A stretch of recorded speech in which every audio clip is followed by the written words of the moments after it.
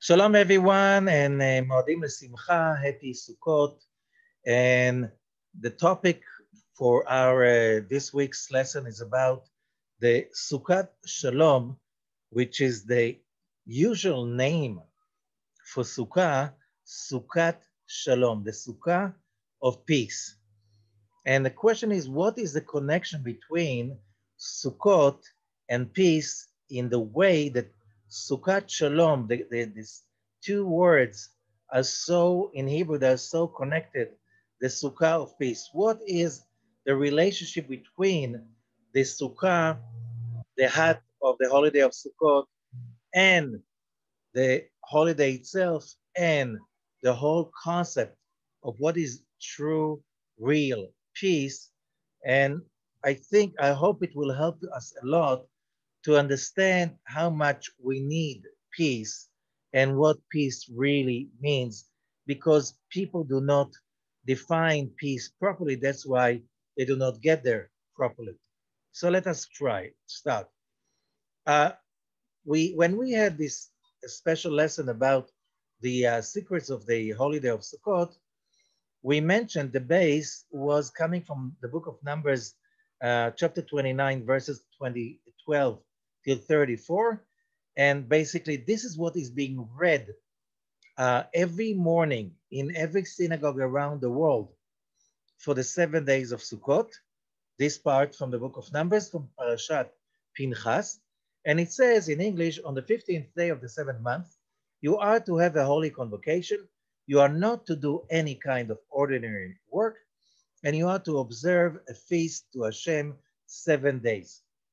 You are to present a burnt offering, an offering made by fire, bringing a fragrant aroma to Hashem. It is to consist of 13 young bulls. That's for the first day. And then it goes on. The second day it's 12, the third day it's 11, all the way till 7 bulls or oxen on the 7th day. Okay, this is basically the Torah reading, and every day the oxen being offered that day, that paragraph is being read 4 times from the Torah in every synagogue around the world for the 7 days. Every day, the offerings of that unique day. And the question is,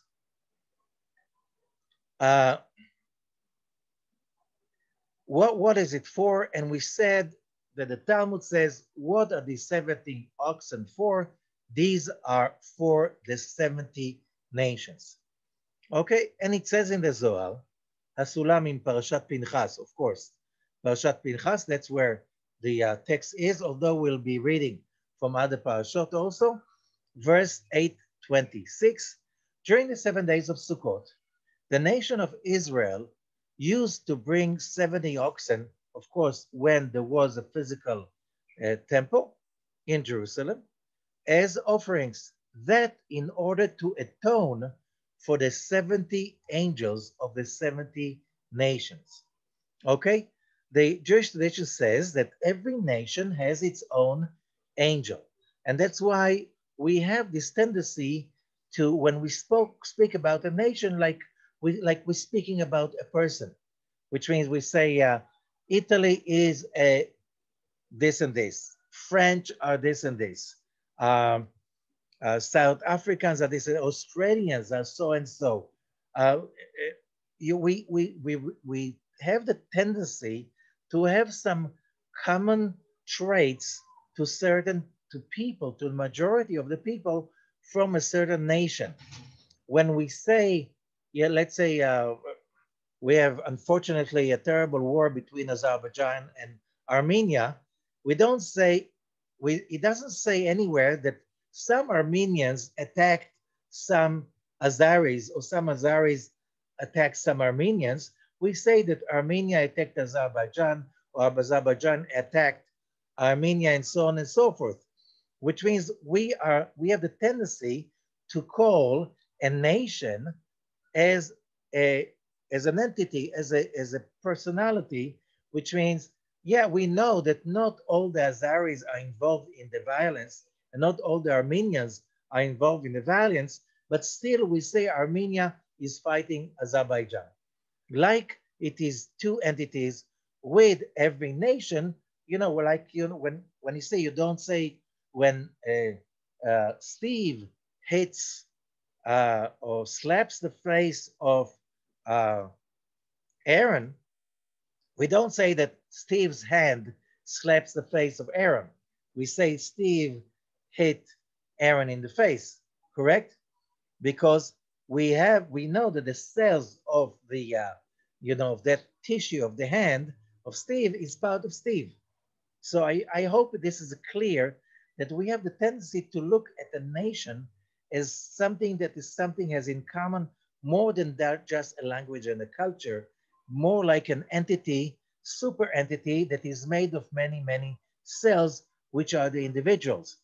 And therefore, that like common energy of all the souls of a certain nation is called the Memune, or the angel of that nation, in the Jewish writings. Talmud or Zohar, or it doesn't matter, many for thousands of years. So when he says that in order to atone for the 70 angels of the 70 nations, so the world will not be destroyed and be desolated from them, which means not just that on Rosh Hashanah and Yom Kippur, the Israelite nation has to pray as a nation and as individuals to create an atonement for this individual nation, which is the nation of Israel. There's also in the Torah, clearly in the book of Numbers, this thing that the Israelites, they have, or the Jews, with the modern way to call Israelites, the Jews, they have to atone for the 70 nations also. Why? Because why do we have to atone for ourselves? Because if the negativity, as when we explained about the whole concept of Rosh Hashanah, Yom Kippur, and so on, we need a restart. If we allow all the negativity that we generate to accumulate and accumulate, what will be left of us? Just a bunch of negativity, sorrow and pain, and negative and sourness.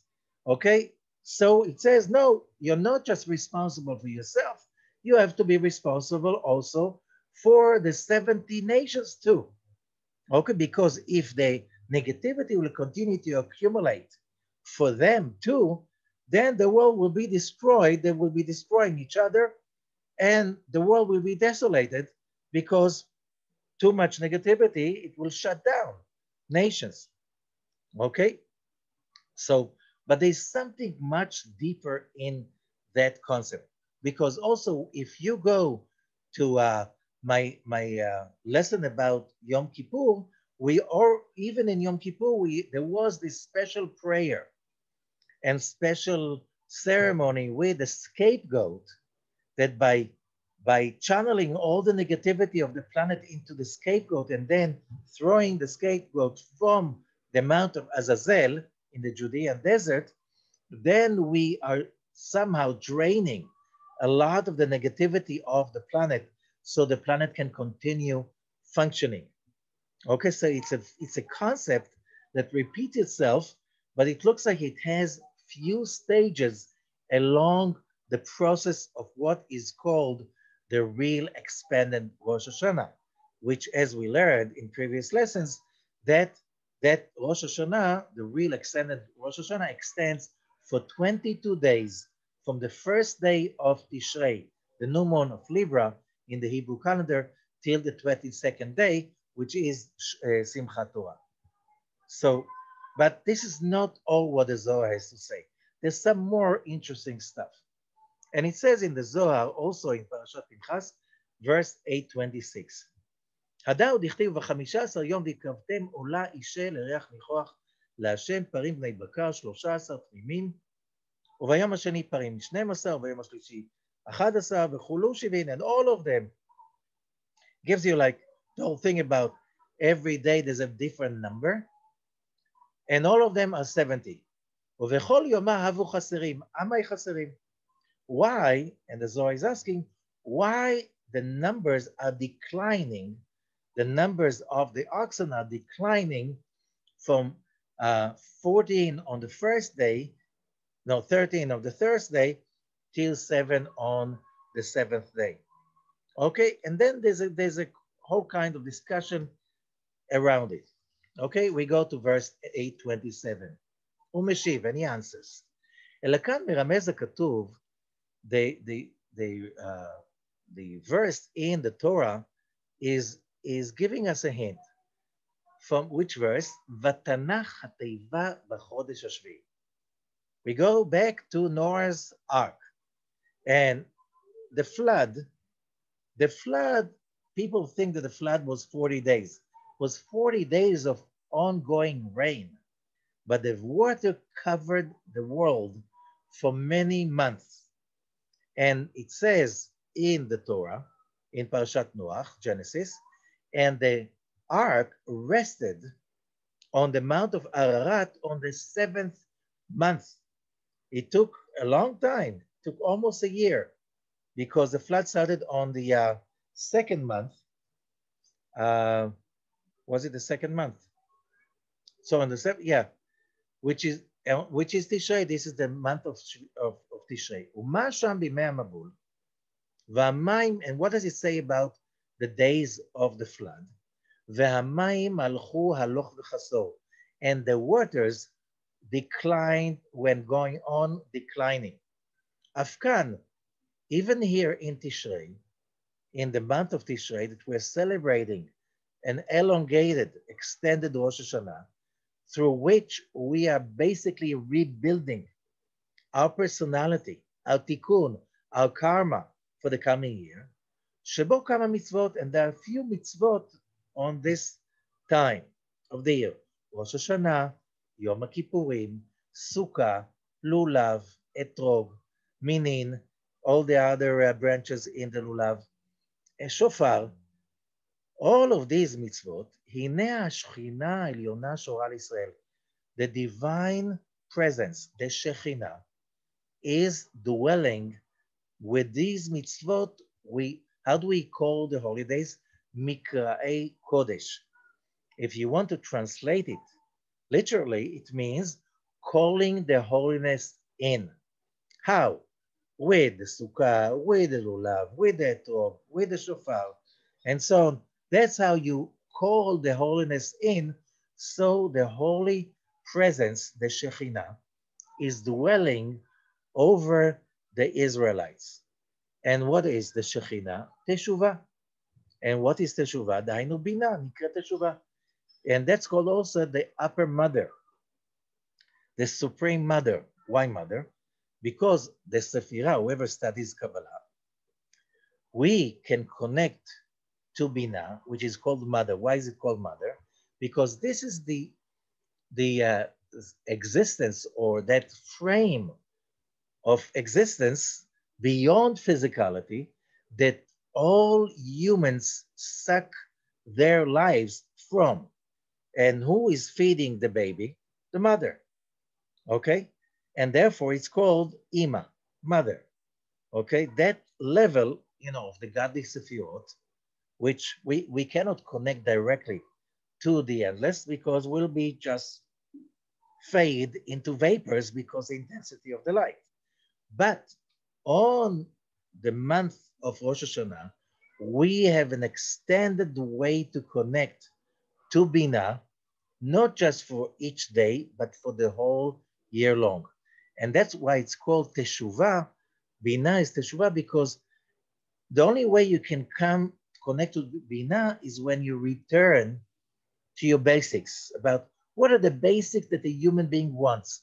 Happiness, love, nothing else. That's it. Happiness, love, to feel good. That's it. You don't need anything more. You have brainwashed that you can never feel happiness if you're not rich. People will never love you if you don't have all kinds of glitzy, expensive stuff. Okay, but that's going astray. Teshuvah means you're going back to the original thing, connecting to the light of God. That's an essence. That's it. You don't need anything beyond that. Oh, of course, you need to eat, you need all, but the bare necessities. Okay, you don't need beyond it anything. Okay, and that's called tshuva. And that's also called sukkah. The sukkah is the physical calling device to call the Shekhinah to dwell over us. And you have the etrog, which is Firat Malchut, and the lulav, which is representing the lulav.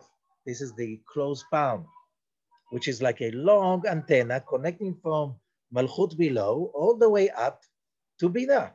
So it's an antenna in which you really call the holiness in. Okay? Miyad. So the moment we are doing those actions of connection to the Shekhinah that are being available according to the Torah during this time, which if I'm going to shake a lulav, sit in the sukkah, another time during the year, it's going to be useless. It's going connecting to nothing. Okay? But during these days, if you really do that for the purpose of teshuvah, immediately והמים היו הלוך וחסור, and the water were declining. And the waters of the flood is judgment. And that means shemitma'atim avonot Israel. So the sins of Israel are being diminished. That's what happens in the sphere of the spiritual souls of the Israelites during those 22 days. You make the actions, you bring in the light, you have this access, this enormous amazing access to holiness that is available only this time of the year. I'm not saying you cannot connect to holiness other times of the year, but the availability is enormously different, okay? Much bigger, much easier. And the sins of Israel are declining because of using all of these devices in order to purify ourselves, as we learned in the special seminars about Rosh Hashanah and about Yom Kippur and about Sukkot. Okay? However, Afkach, the same way, that's the next verse 827, Afkach, says the Zohar, the same is, מתמעטים הממונים של מלאכי חבלה שממונים עליהם, על העוונות הדומים למי המבול. So all those forces of negativity that are like the waters of the flood, they also declined. כמו שהעמידו, עשה עבירה אחת, קנה לו קטגוריה אחת. We know, as the tradition says, every transgression creates a bad angel that goes with you wherever you go forever, till you diminish that negative angel. ובעת ההיא שמתמעטים העוונות, מתמעטים הפרים שלהם, ומתמעטים הממונים של 70 מהומות, ומתמעטים 70 אומות, ומתמעט הטוב שלהם. What happens is that the same, it's not just happening to the Israelite nation, it's happening, of course, with our actions, it's happening also to the 70 nations. Okay, and that's why you show about the declining of the numbers of the oxen. And if we look around the world, if we ask, what do we see around the world? More positivity or more negativity? More cruelty and injustice, or more humility and love and compassion? And we know that the world has a long time to go, especially think about when the Zohar was written. It was written in the time of the Roman Empire. Okay? Well, during the time of the Roman Empire, people loved to go out. They went out to see what? Gladiators, right? What did they do? It's like that was called, we call them the reality shows. In their reality shows, people were really watching people killing people, animals killing people. There was physical blood, it was real death. For little kids, today this is illegal worldwide, correct? So so we realize that maybe you don't feel it's happening, but along the thousands of years that passed, something good has happened because it's illegal to do this stuff anymore. Now, the Jews were looking at the Romans as beasts, and the Romans wrote it. It's like, we can't stand the way they look at us. They look at us like we are lowlifes. Yes, of course you are. How can you enjoy stuff like this?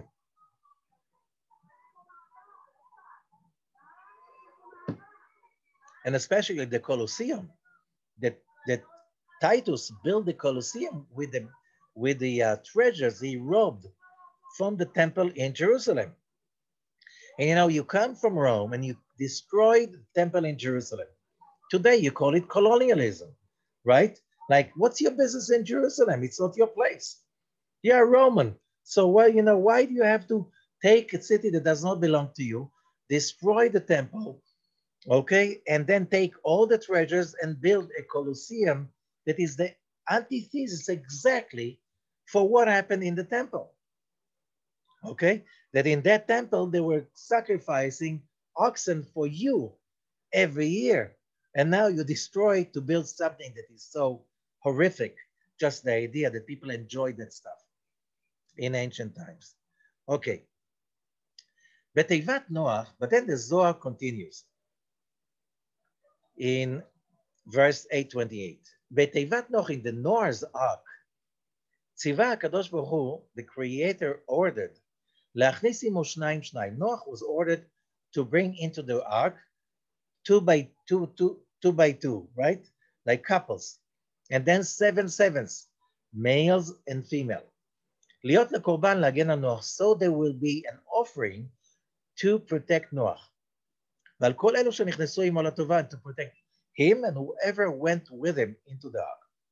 אף כך, the same way, אלו השומרים חגים וזמנים, those people who are observing, connecting to the holidays, to the Shabbatot, to Rosh Chodesh, the holidays and the special times of the calendar, that shehem yamim tovim, that the holidays, shem shnayim shnayim shiva shiva. Why are they 2277?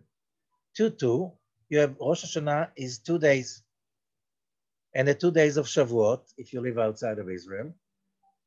But in Israel it's 1 day, but you have 2 days of Purim.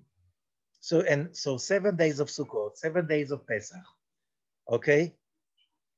Noach is like Shabbat. And that's why it says, Mikol Chai, from all Chai, the power of life. Shnayim shnayim shiva shiva, beyachad becheshbon Chai. So how do you get to Chai? Because 2 is 4. 7 is 14. 4 plus 14, 18. 18 is Chai. Chai, which is the essence of life in Hebrew. 18. Okay, next verse. 8:22. Hasukah megina al Israel. The Sukkah protects Israel. As it says, זה שכתוב, וסוכה תהיה לצל יומם. And the Sukkah will be a shadow. Mechorev, from destruction, from dryness, from deserts. Harei shasukah megina, we learn from that. The Sukkah is protecting. מה תיבת נוח היא להגן? הסוכה היא להגן. The ark of Noach was in order to protect. The Sukkah is in order to protect. ועוד, and more, מכל החי, from all life, all חי. היינו, which means חי ברכות התפילה. There are also, what's the most important prayer in the Hebrew prayer book? The תפילת 18. 18 means חי, 18. מהן מתחלקות ל9 ברכות. And these are divided, and the blessings in the תפילת 18, in the silent prayer, they're divided into 9 and 9. It doesn't explain here how, but that belongs to the prayer course. ועם ברכת המינים נשלמות יוד ספירות, שהיא משלמת ליוד, and together with the blessing over the lulav, so it becomes 10 ספירות. משלמת שתת ראשונות, תת אחרונות, 9 in the beginning, 9 in the end, against, and that gives us what? 10, 10. 10 ספירות דור ישר, 10 ספירות of direct light, okay, that are from above to below, okay, and we explained that's why also the sukkah, it cannot be taller than 20 cubits, 10 and 10. 10 direct light from below to above, and 10 returning light from below to above to below, below to above. Why is that essential? Because what really gives us protection is not our desire to receive, which is usually getting us into trouble, okay? But when we have a desire to receive for the sake of sharing, desire to receive, that's 10 sefirot of light, direct light coming from above to below, we were created for that purpose, right? But in addition, 10 sefirot of returning light that, yes, I want my life to be good, but in one condition, that I can make other people's life better too. That's called returning light. In our world, the returning light is the only vessel that is kosher to hold on the light. The fact that I want stuff, it doesn't guarantee anything. You have a lot of people go around, I want, I desire. You know, there was this cult called The Secret, remember? It was very big before 2008. Think big, you'll have it big. Want big, you'll have it big. What happened to it? Everybody thought big, and then everything exploded big in 2008. Why? Because everybody was thinking big about themselves. That's called direct light. And everything collapsed. And you know what? Did people learn? No. That's why we have the corona right now.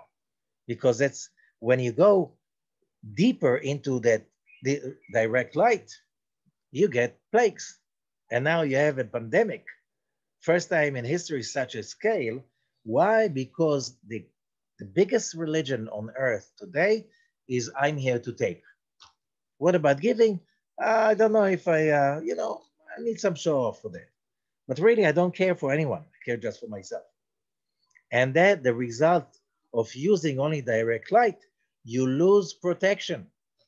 So you need to close yourself at home because you have no protection. What is the real protection? Returning light. What creates returning light? When you really care for others. So the more you want for yourself, you can care more for others. So there's nothing wrong but wanting the whole world in case you want to share with the whole world in return. That's the protection. V'hu keneged Noach, which means the returning light. So that's why I need 10-10. It's all in this code about the ark. So was Noah's ark really made of wood? Or was it made of the energy of returning light? Which, as I said, it's the only thing that really protects. Okay? Which means this 18 blessings of the tefillah, חי בכל התפילה, הם כנגד חי דנוח, שהם 2, 2, 7, 7 בגימטריה חי. We just explained that before. And now we go another verse in the Zohar. השכינה, שהיא הסוכה, the divine presence, the Shekhinah, which is represented by the sukkah, which means you build the sukkah, you simply invite the Shekhinah to dwell on you. Megina alem, protects them, פורסת כנפי עליהם, and spreads its wings over them. כמו אם על בנים, like a mother bird over its chicks or little ones. ומשום זה, התקינו לברך, and therefore there is this blessing, הפורס סוכת שלום עלינו. The one who spreads the peace sukkah over us, okay? Which is being said on holidays and Shabbat, okay? ומשום זה, בחודש השביעי, therefore on the seventh day, שבכל אלו המצוות, מים רבים לא יוכלו לכבות את האהבה של ישראל באביהם שבשמיים. And therefore, in this seventh day, that all of these many mitzvot that are available, any kind of waters, flood waters, cannot turn off the fire of the love of Israel to the Father in heaven. Okay? And then, but what is this water? And that is the negativity of the nations and their angels. אם ייתן איש שזה סמך מהם כל מה שיש לו בעולם הזה כדי שישתתף במצוות עם ישראל, בוז יבוזו לו. Then there's this going to something that the dark side is so jealous because you can't give, you can't get that precious protection, even if you give everything, all the gold and treasures in the world. But again, so on which side are the nations and their angels according to that? Let's continue. We're jumping right now to Ashmatot HaZohar. This is like appendix to the Zohar. When the Zohar was revealed the first time, it was a big bulk, but later on, other bulks of the original manuscript have been revealed, and they were published separately later on. So that is called Ashmatot HaZohar. Verse 255. So, and the question is like this. Why, another question is, why on Pesach and Sukkot there is an additional prayer, remember the silent prayer 3 times a day, but on Shabbat and also on Pesach, the 7 days, and Sukkot the 7 days, there is this additional musaf. Musaf means additional silent prayer all 7 days. כי בשביל 7 צדיקים הרמוזים ב7 הימים האלה, עתיד הקדוש ברוך הוא להעביר לכל אומות העולם, ולא יישאר בעולם רק הקדוש ברוך הוא בלבדו.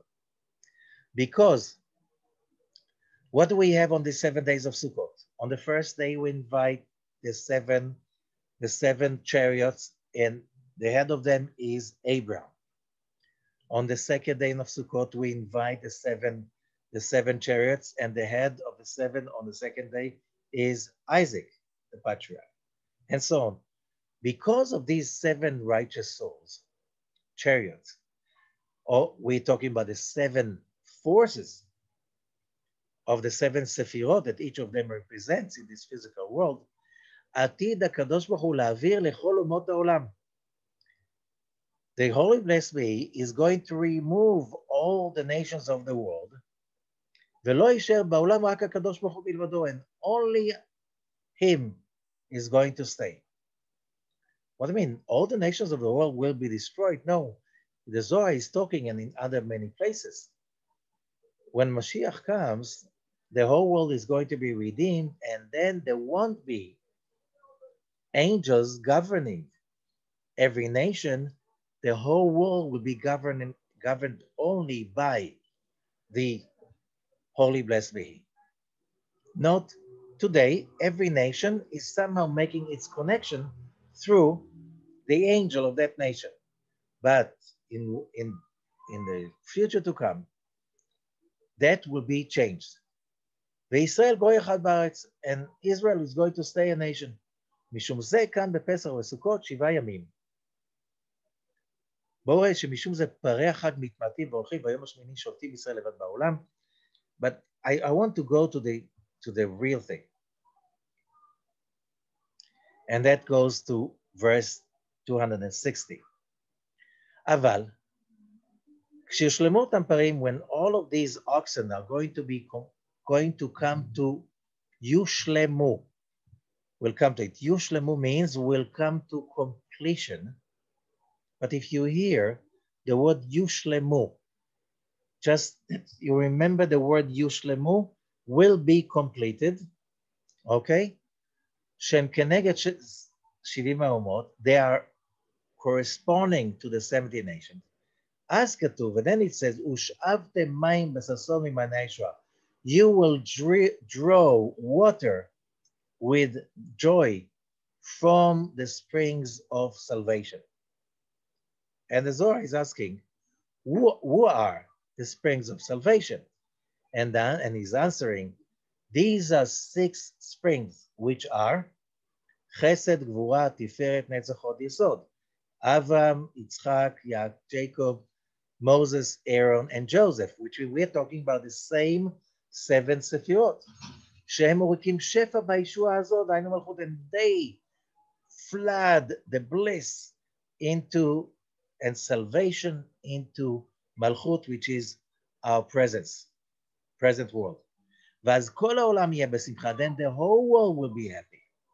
Why? משום שיצאה השכינה מתוך הטומאה, האיש של שאול, because the Shekhinah who is coming out of the impurity of the nations. Okay, now, so here we go to that. So what is Shalom?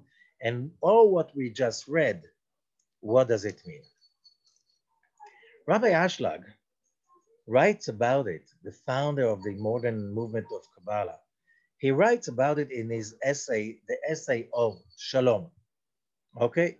And he's explaining what Shalom is about. And first of all, we have to understand, you know, in different languages, it looks like there's certain words, but they cover different meanings. Okay? If you really learn linguistics. Okay? Now, the word shalom is usually translated into the English word peace. Correct? But they don't cover the same area of meanings. The word peace is covering a word that in Hebrew is the same word, peace. Peace, you know, in Hebrew, it's not like in English that is made of words. Hebrew is made of structures and formulas, okay? Like all the Semite languages. So every word is based on a structure and 3 letters usually that are the source, okay? Now, the letters Pei, Yud, Samech, the letters from the word peace, when you use it in Hebrew, you use it for, let's say there are 2 people, they really hate each other, so you make peace between them. In Hebrew, lefayes means you make peace, it means they don't fight anymore. Okay? They don't kill each other anymore. They don't fight anymore.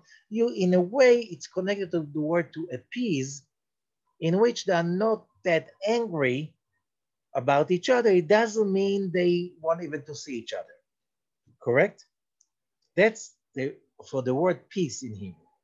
But the word shalom is coming from another word. Remember what we said about the oxen before. Yushlemo will be completed. That's on the top of the page. The second word from the right. Yushlemo. If you look at these words, you see in the middle of the word you have shin lamed mem. Now go here in the word shalom, you have shin lamed mem. Shin lamed mem in Hebrew means complete, a whole. That's not peace. When I am in peace with someone, it means when I make shalom, when there is shalom, it means that not that I don't fight with you. Shalom means that I cannot without you. I understand that I cannot exist without you because I am not complete without you. That's a totally different meaning to the word peace. So the word peace and shalom are not covering, the outside result. You see, they are not killing each other, not fighting. But that's not all what peace is about. Okay? Peace, shalom, peace is, yes, peace is that, there's a kind of status quo. We don't kill each other. We're not crazy about each other either. Okay? But shalom is another thing. Shalom is about coming to completion. So when we speak about Sukkot as a symbol of shalom, no peace, this is something totally else, and let me explain it. Okay? There's a very, very nice explanation to why, which is, you explain that to kids. You don't, when you explain about why do we use the etrog, the lulav, the hadassim, the myrtles, and the palm, and the citrus, all of these different parts that we use to shake on Sukkot, uh, you don't explain to little kids about drawing mystical forces from above and the seven spheres, right? You don't do that. So how do you explain it? So the simple explanation is like this. Look, it represents all different kinds of people in our nation. How do you see that? For instance, you look at the citrus. It's having a very good smell, the citrus, and it also has a taste. Okay, so something that has a good smell and good taste, that represents people that have great ideas, great consciousness, they study, and they also have good deeds, a lot of good deeds. So what are the dates? The palms, it's a date palm, right? They have a great taste, but they don't have any smell. If you ever try to smell a date, right? They don't have a smell, but they have an amazing taste, and they're very nutritious. It's a superfood, correct? But they don't have a smell. Okay, that means there are people that have amazing deeds, but what can we do? They don't study. They are not so much into studying. They're not that wise scholars. What about the Hadassim? What about the myrtles? They have amazing smell, but terrible taste. Okay, they're the people who study a lot, but they don't have any powerful actions. And what about the willows? They have no smell and no taste. Those are the people that have no good deeds and no good action and no good study. And what do you do on Sukkot? You take all four and you have to bundle them in one bundle together, right? So I was walking. We have a morning prayer not far from, like, just across from our house, that the neighbors getting together on the outside, Corona times, and we pray together. And on the way back, I walked with the neighbors, and I love that community because we have all kinds of. We have people that come from the very ultra Orthodox. We have people who are Sephardic, we have Ashkenazi, we have Hasidic, we have non-Hasidic, we have very religious, and we have people who are like hardly traditional. All of them pray together in the same congregation, and everybody loves each other, and nobody judges each other.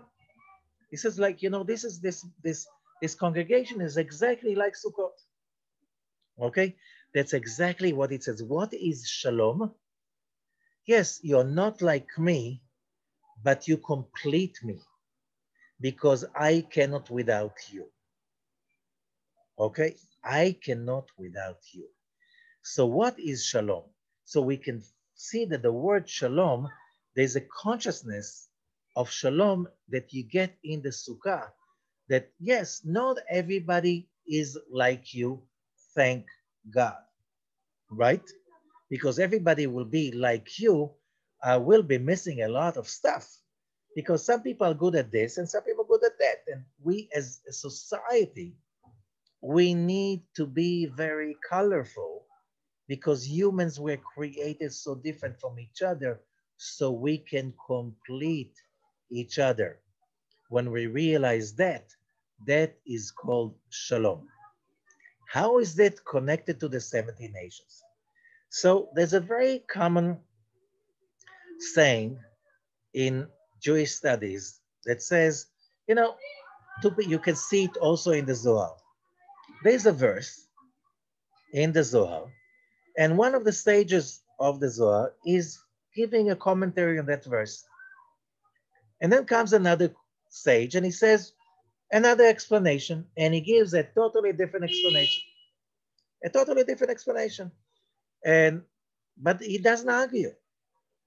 Why? Because they say there's another explanation. Both are right. So the way to deal with that is there are 70 faces to the Torah, which means every verse has 70 different correct way of interpretation. The Zohar says there are really 600,000, but it doesn't matter. But the 600,000 will go, if you go to Rabbi Zakloria, it's a number that is coming, spreading out, branching from 70.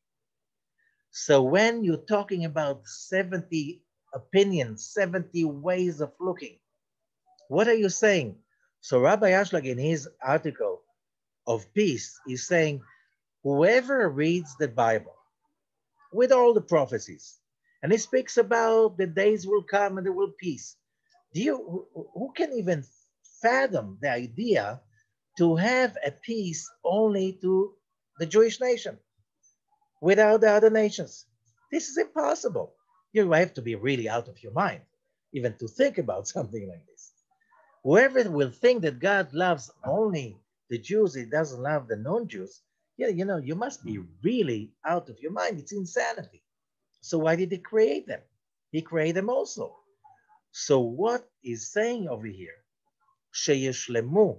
If you go back, it's coming from the shoresh, shalem, shalom. The same thing.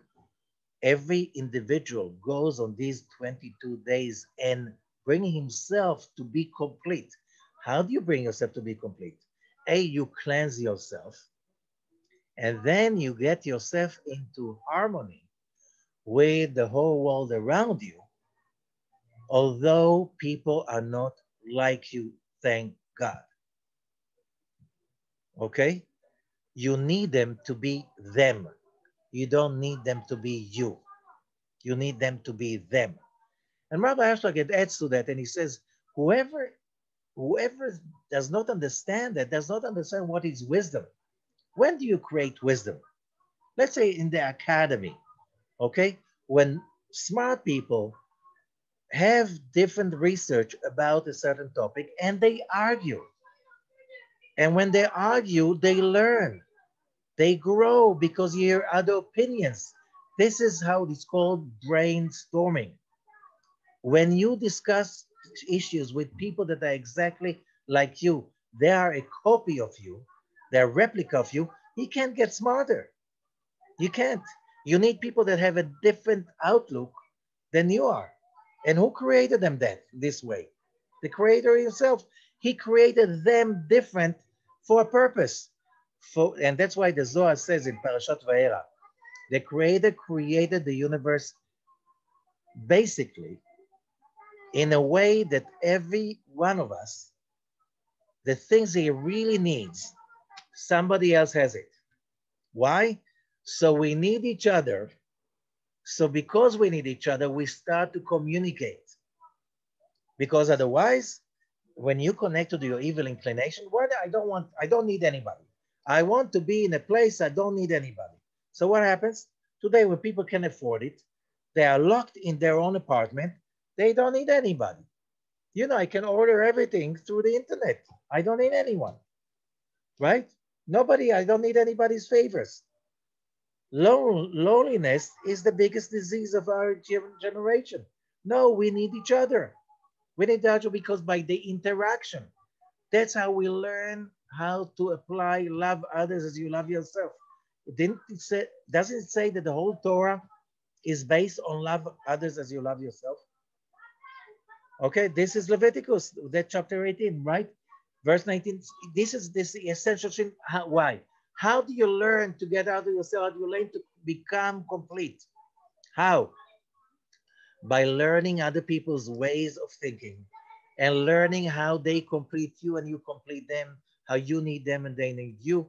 And that's how you reach that concept that is called Shalom. So now why the oxen had to be brought as an offering in Jerusalem? How do you say Jerusalem in Hebrew? Yerushalayim. How do you write Yerushalayim? The city of Shalem, the city of wholeness. Why do people pray to Jerusalem? Why do people go to Jerusalem? Because when you come to Jerusalem and you see millions of people do it every year, there's something most of them feel that is so unique. It's not, people don't come to Jerusalem to see buildings. I'm sure that the buildings in Vienna or in Paris are much more beautiful than the poor buildings of Jerusalem. But Jerusalem is beautiful. It's not the beauty of the physical eye. It's the beauty of this energy of wholenessness. And when people come to Jerusalem, there's something that happens that they start to feel that sound of shalom inside their soul, that they didn't hear that sound too much before they came to Jerusalem. And that's why the people coming again and again, because they come for the fine tuning. You know, I remember I'm starting to forget that frequency of how my soul sounds like when I am in Jerusalem, because that's the true sound of wholenessness, of completion. And that's why the reading of the first day of Sukkot and the reading from Zechariah, speaking about all the nations of the world coming to Jerusalem to celebrate Sukkot. Because this is a place we can all hear, feel that vibration of shalom, that we are all part of one big family of nations. We all need each other, and we all need each other the way they are. We do not need to change them. We need them to be complete where they are, the way they are. Yes, violence, hatred, that's not there. Any nation that is holding any ideology or religion of hatred, that's not their religion. I'm sorry. It's a fake something. It's like deep inside, everybody's positive. Deep inside, everybody's soul was originally created by the Creator, positive. The question is, what's the journey you have to go till you can, separate between the fake noises inside you and the shalom noises, sounds inside you, the shalom music inside you. When you find that sound, here you are. And that's why, by the way, Judaism does not preach for conversion. Why? When a non-Jew comes to convert, usually the rabbi will say, "What's wrong with the way God created you? He created you perfectly." Oh, of course, like us, we all have the evil inclination. We all have to overcome it. You too. So do it. Just 7 Noahide laws. Follow the Torah. You're not Jewish. You don't have to follow so many. We have so much work to do. Okay, but the moment you reach that place, you'll be complete and whole. And then you can go to heaven. You are righteous among the nations. You don't need to become us, and we don't want you to become us. Because what if all the French will become Jews? Who will be French? Who will bring to the world that frequency that the French have to bring to the world? Who will do that? That's why it says that the world will not be desolated. Every nation has a sound. Like what's so beautiful going to listening to an orchestra? Here are the violins, and here are the cellos, and these are the drums, right? And all of these, and all of them, they do not make the same sound, they do not play the same tune exactly, but together it's heavenly, because each one of them is doing that, connecting to that wholeness that it's supposed to bring. So that is the concept of Sukkot. And that concept, when that is basically is coming out, the whole world finally reaches completion, touching that concept that is coming from Sukkot. So we had like this. And that's why we'll complete with that in Parashat Vayechi. Hane Shivim Parim, says the Talmud, Sukkah, Tractate Sukkah, page 55b. Hane Shivim Parim Keneged Mi. Why offering those 70 oxen corresponding to the 70 nations? And even the nations of the world rejoice in this celebration, and they are being blessed by it. Therefore, the offerings of the oxen are being brought every day to bring shalom upon the nations, so they will be blessed from it. What is a blessing? When you feel the shalom inside you, and then you realize that the other person, he's not your enemy, he's different, and by this is completing you. He's not your enemy because he's different. Ignorance creates fear. Fear creates hatred. All of them are coming from not understanding how this world is structured. And that's why peace is not a matter of uniformity. Unity is about staying who you are so you can bring the world whatever unique sound, tune that you are supposed to bring, and nobody can do it but you. And if you're not going to do it, who is going to do it? The world will be barren without you if you don't do it. So we'll conclude in פירוש מעלות הסולם, again, that's a Zohar, page 245, volume 1. ב-15 לחודש, on the 15th of the month, this is the time to, מקריבים מוסף שלו. That's when it's a time to bring those additional oxen. And that is ונגד מדרגת הארון. This is the level of Aaron, the high priest. שנאחז בהוד. He's originally from the Sephirah of Hod. If you know a little bit Kabbalah, that's the left column of the lower triangle. ועלה גם כן לחסד, but then he upgraded himself to become חסד, to be a Kohen. ומשום זה בזה הזמן, עושה הקדוש ברוך הוא חסדים אפילו עם כל אומות העולם, because this is the time of Sukkot that God is doing loving kindness with all the nations of the world. משום שנוסף חסד הארון עם חסדו של אברהם. It's like the chesed of the Aaron, the Kohen, with the chesed of Abraham, the loving kindness of Abraham the patriarch. ומקריבים, כלומר, אנו מקריבים עליהם. And that's why we bring the offerings. During the temple, it was the oxen. Now there's no temple, it's the Torah reading and the Musaf prayer. To bring those offerings, משום שיתייחדו כל העולם בשמחתם של ישראל. Because this is a time that the whole world will be united in the rejoicing of Israel. This is what Sukkot is about. This is what Sukkot is about. So unfortunately, this year, you can't see that. But last year, I walked a few minutes from my home and I walked with my father and we watched the parade of the nations.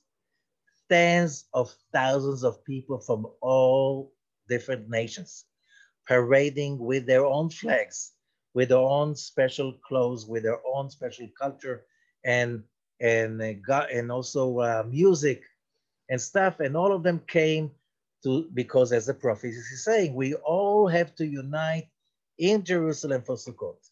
Now that we cannot do it physically, we can do it virtually, and all of us can come and unite in that consciousness of Yerushalayim, the city of wholeness, so we can find our own wholenessness, complete voice inside, and then we can all unite. Li'tyached means that the different ones become all one that is made of many different unique individuals. And that is the rejoice of Sukkot. Thank you so much and have an amazing holiday of Sukkot. Chag Sameach. Chag Sameach.